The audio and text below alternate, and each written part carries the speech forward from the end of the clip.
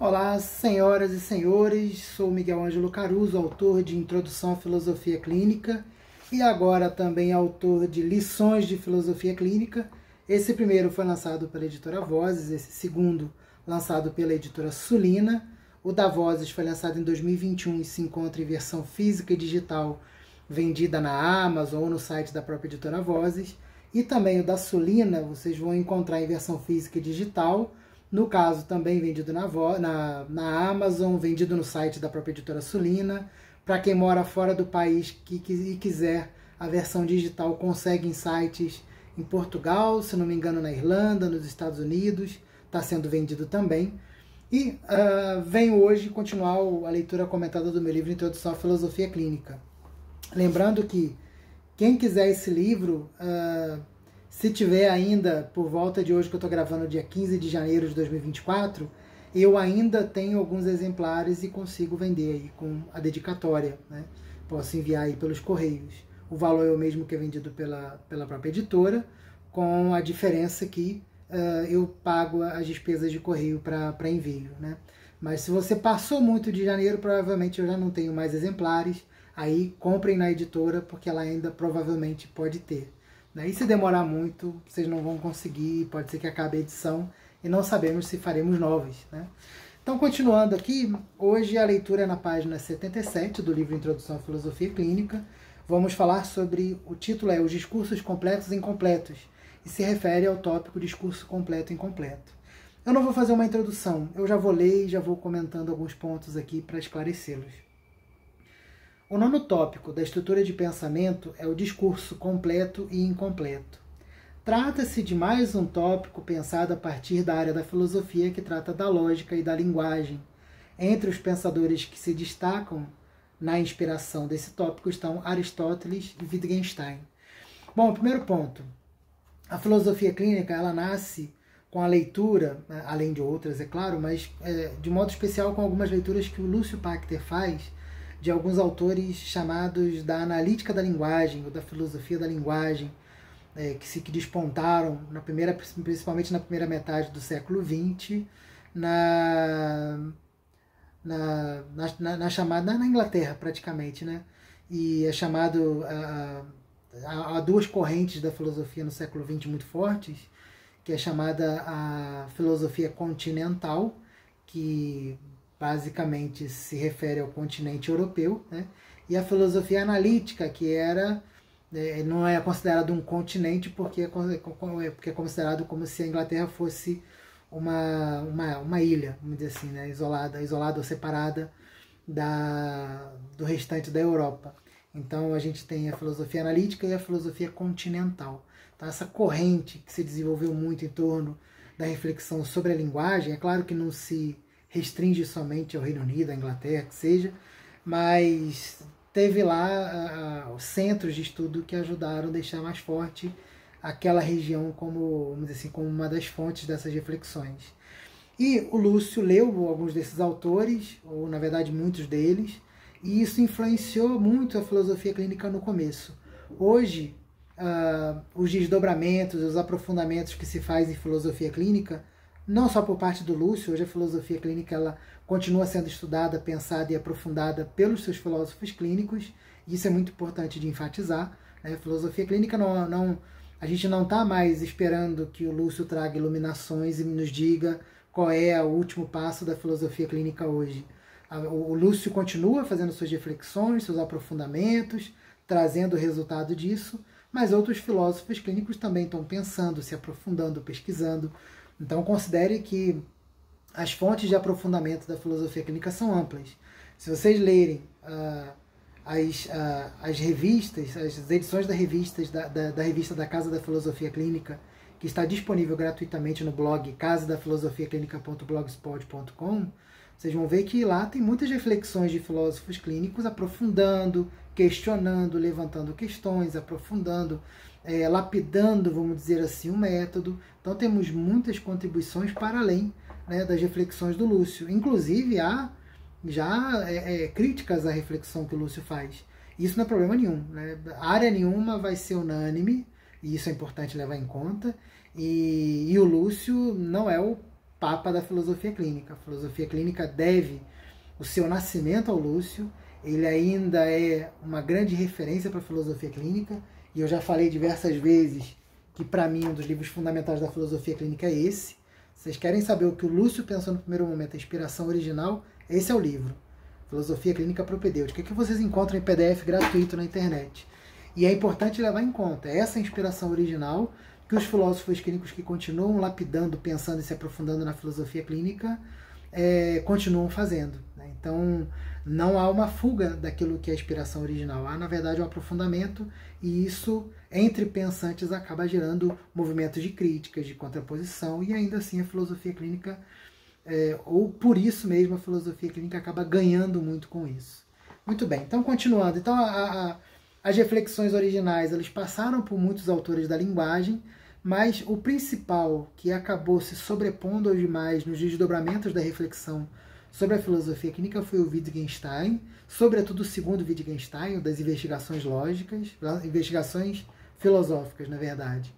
E principalmente a ideia dos jogos de linguagem. Isso se sobrepôs a muitos elementos da lógica que antes eram usados na filosofia clínica e que foram caindo por terra pelas demandas do consultório.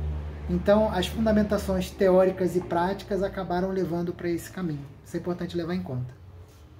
Continuando, a praticidade para a qual a filosofia clínica foi destinada exigiu de Lúcio uma atenção para obras que tratam da linguagem. Afinal, a terapia é predominantemente realizada por meio de uma troca de informações faladas. É claro que não é só isso, mas é isso que geralmente predomina, que a gente tem na maior parte do tempo. Por isso, ao ler Aristóteles, Pácter não busca uma de suas obras magnas, a metafísica, mas sim o órgão, que traduzido do grego significa instrumento, onde está um conjunto de títulos intitulados das categorias, da interpretação, analíticos anteriores, analíticos posteriores, tópicos e refutações sofísticas. São conteúdos considerados como instrumentos para o filosofar. Talvez seja por isso que se tornaram tão fundamentais como inspiração para a estruturação da filosofia clínica. Então veja, aqui eu aponto que o Lúcio ele não buscou na metafísica a fundamentação daquilo que seria trabalhado no consultório. A filosofia clínica ela tem uma vocação muito prática, então não são minhas teorias, minhas ideias a priori que vão prevalecer no consultório. No consultório o que prevalece é o partilhante. E para que eu compreenda o partilhante, para que ele seja o meu ponto de partida, o meu critério para compreendê-lo, o que é fundamental é compreender tal como ele se expressa, de que modo eu posso organizar essas informações que me são trazidas para compreender melhor o meu partilhante. E por isso, Lúcio, em vez de estudar ou se aprofundar nas ideias da metafísica, ele foi lá para um conjunto de livros que juntos se chamavam órgão, que tem a ideia de instrumento, que é justamente instrumentos para o pensar. Hoje, quem faz curso bom, tem muito curso muito ruim por aí, mas hoje quem faz cursos bons em filosofia tem logo no primeiro ano a cadeira de lógica. Para quê? Por quê? Porque a lógica é uma organização dos argumentos, é um modo de olhar a organização dos argumentos, dos pensamentos, para ver inclusive se aquela apresentação das ideias tem de fato fundamento ou não. Então, o modo de olhar a linguagem a partir da lógica é uma propedêutica para a filosofia. E nos anos iniciais da filosofia clínica também eram. Com o tempo, essa ordem lógica ela foi dando espaço para a ideia de jogos de linguagem. Por quê? Porque começou a se perceber que não havia, ou a gente não podia se obrigar a achar que toda pessoa teria que ter uma lógica, vamos dizer assim, aristotélica na hora de trazer suas questões no consultório. Elas possuíam lógicas próprias, internas, e a partir do momento que a gente entende essa lógica interna, a gente entra no jogo de linguagem daquela pessoa e começa a auxiliá-la, começa a dar retornos a partir do modo dela de pensar, de se estruturar, de se organizar, e não mais dependente inteiramente de uma lógica externa, objetiva. Então, com o tempo, até para a gente conseguir alcançar mais isso que a gente chama de singularidade, a gente foi se inclinando mais para as ideias do Wittgenstein e menos para Aristóteles. Aristóteles continuou fundamentando a filosofia clínica, de modo especial para pensar a ideia dos exames categoriais, mas nesse ponto aqui, a singularidade mostrou que Wittgenstein serve muito mais para nós do que o próprio Aristóteles. Outro aspecto a ser destacado é que as obras mais conhecidas de Aristóteles eram de natureza teórica, abstrata e buscavam pensar os universais. A metafísica aristotélica é importantíssima para o pensamento ocidental até hoje. Porém, o interesse de Lúcio está nas dimensões práticas da filosofia, mais especificamente no consultório, onde as afirmações de cunho universal encontram seus limites. Portanto, o discurso não é analisado sob o ponto de vista de análise filosófica, mas de compreensão do partilhante. Então veja, quando eu estou apresentando isso aqui, eu já estou pensando, eu já estou com o pé naquilo que se faz hoje e menos naquilo que se fazia no início, em meados dos anos 90, quando foi a filosofia clínica apresentada para as pessoas. Desse modo, a identificação do nono tópico requer a percepção das sutilezas e contextos dos relatos da pessoa. O discurso completo em tese, é claro, tem começo, meio e fim. O incompleto carece de sentido, é fragmentado, não transmite a ideia do emissor. Porém, um e outro pode se inverter. Então veja, se a gente fosse para um critério que era utilizado ainda nos anos 90, a ideia do discurso completo é aquele discurso que teria começo, meio e fim. Eu comi pão. Pronto, isso teria um começo, meio e fim. Se eu falo só eu pão, seria incompleto, não teria começo, meio e fim, se faltaria o meio. Então, essa ideia inicial é que era utilizado para critério de era utilizado como critério para compreender como as pessoas raciocinavam e se aquele discurso era completo ou não. Ou seja, seguindo uma lógica de uma frase, de uma construção de uma frase. Com o tempo, autores e pensadores da filosofia clínica, filósofos clínicos como Hélio Strasburger, começaram a mostrar que, por exemplo, no hospital psiquiátrico, onde poderia, sob certo aspecto, inclusive, predominar os discursos incompletos, na verdade, há discursos completos, só que de um modo muito próprio daquelas pessoas. Então, o Hélio Strasburger começou a cunhar expressões como lógicas do improvável, entre outros, para justamente mostrar há lógicas próprias naquelas pessoas, só que essas lógicas não devem ser compreendidas a partir de critérios normativos. E aí está a filosofia clínica, para conseguir se apropriar da ideia da singularidade e sustentar essa ideia, ela precisa continuar se aprofundando a ponto de não ficar presa a critérios normativos, ainda que esses critérios tenham vindo da própria filosofia clínica. Então a gente vai desconstruindo esses critérios normativos a ponto de fato, deixar o ambiente aberto para compreender aquela pessoa a partir de sua própria lógica. Então, sob certo aspecto, o discurso completo e incompleto é um tópico que já está começando a cair em desuso. Ele é utilizado informalmente para apresentar outros elementos no consultório. Inclusive, nas lições de filosofia clínica eu chego a mencionar um pouco isso. Eu dou exemplos de como a gente pode usar isso num discurso. Mas na compreensão de uma estrutura de pensamento a gente tem que ter muito cuidado, porque não é mais um discurso completo e incompleto a partir de um critério normativo externo, mas é a compreensão do discurso tal como ele se formula na pessoa. E aí há lógicas próprias daquele indivíduo que a gente precisa compreender a partir do indivíduo e não a partir de parâmetros externos. Continuando, o discurso pode parecer incompleto, mas tomar sentido no contexto. E aqui eu já começo a entrar um pouco em algo que se faz hoje e que não se fazia no início. Assim, uma pessoa que exclama "mo" pode soar como incompleto, ou seja, "mo". O que é "mo"? Uma palavra solta sem sentido. Mas pode significar que esteja chamando seu cônjuge dentro de casa. Então eu não posso chamar a pessoa, meu amor, de "mo". Então a gente pode utilizar expressões, palavras, que naquele contexto entre as duas pessoas vai fazer sentido e às vezes fora não. Daí a ideia dos jogos de linguagem do Wittgenstein. Para o Wittgenstein, principalmente na segunda fase do seu pensamento, as reflexões, as palavras, elas têm sentido dentro de um contexto, dentro de uma comunidade, dentro de um grupo, ou às vezes entre duas pessoas. E é o que acontece dentro do consultório com o filósofo clínico. O filósofo clínico precisa aprender sobre certo aspecto do idioma existencial daquela pessoa que ele ouve, para que a partir disso ele possa, dialogando com ela, entendê-la e auxiliá-la, e falar, vamos dizer assim, o idioma dela. Ao mesmo tempo, um discurso aparentemente completo pode ser, na verdade, incompleto para o emissor e soar completo para o receptor. Então imagine, Você, às vezes, uma pessoa emitiu alguma coisa falando meias palavras e não terminei, não falei tudo que eu ia dizer. E o outro já entender aquilo como se fosse completo. Ou seja, se o outro não está no mesmo jogo de linguagem do que eu, ele pode compreender muito diferente. Às vezes eu posso falar um discurso completo e o outro entender como incompleto, ou eu posso fazer um discurso que eu tenho consciência que para mim foi expresso de modo incompleto e o outro entender como completo, né, como um sentido completo fechado. Tudo vai depender da contextualização feita por meio dos exames categoriais e da identificação da estrutura de pensamento. O primeiro tem começo, meio e fim, e o segundo é descontínuo.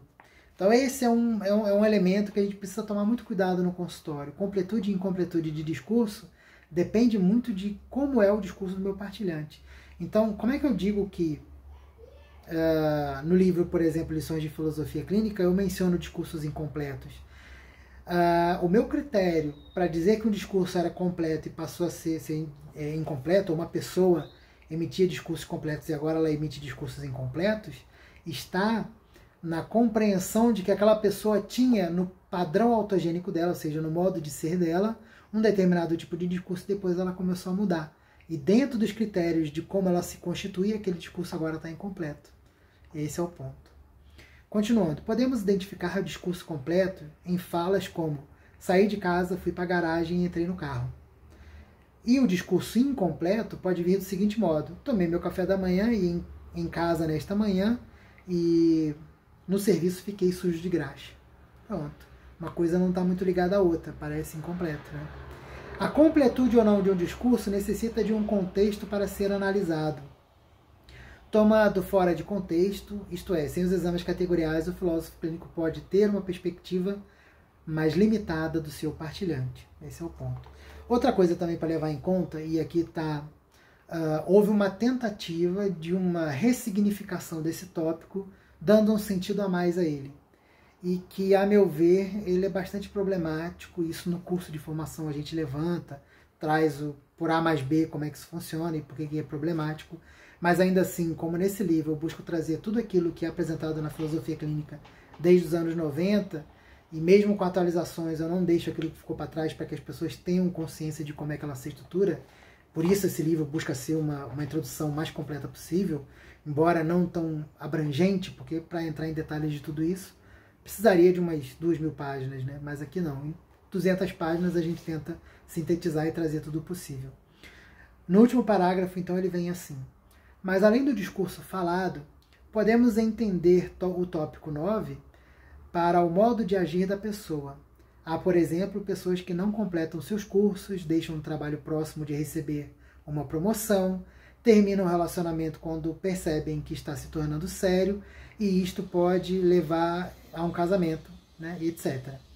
Se esse comportamento deve ser extinguido ou continuado, somente o acompanhamento de cada caso pode dizer.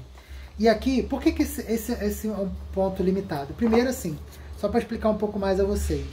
A ideia, então, aqui de uma tentativa de, vamos dizer assim, de ressuscitar o tópico discurso completo e incompleto, é tentar mostrar que há um discurso existencial, uma vivência, que ela pode ser completa ou não. Então, por exemplo, uma pessoa que fez um curso universitário que dura 5 anos e acabou, sei lá, e parou de estudar no 2º ano, ela pode ter feito um discurso incompleto.